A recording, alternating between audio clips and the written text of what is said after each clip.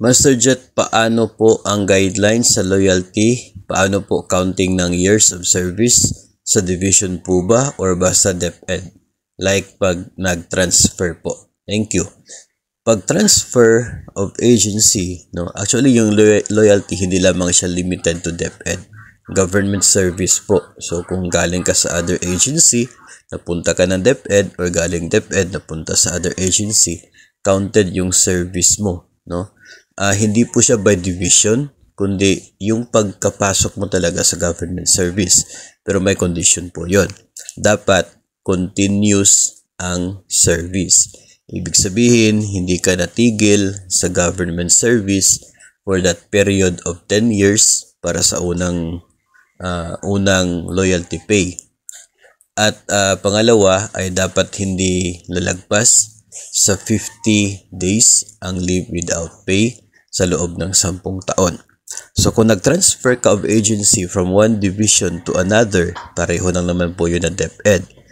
Dapat yung last working day mo sa first division, kinabukasan yung first, last working day mo sa previous division, kinabukasan dapat yung start na first day mo na sa bagong station. In that way, continuous yung service.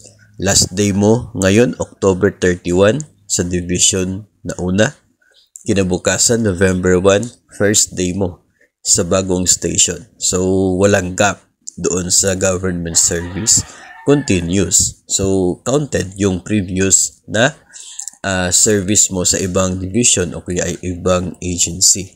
Ganun po yung sitwasyon niya. Pero kung naputol, ay hindi na matatawag nating continuous yung service mo. Kaya hindi na counted yung nauna. Kasi nga, doon po sa Memorandum Circular ng Civil Service Commission, you can check po, you can search dito po sa internet.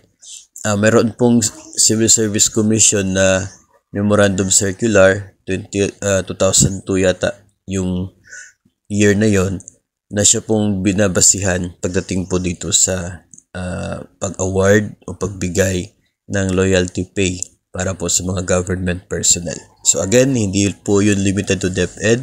Lahat po ng government agency, included po siya doon.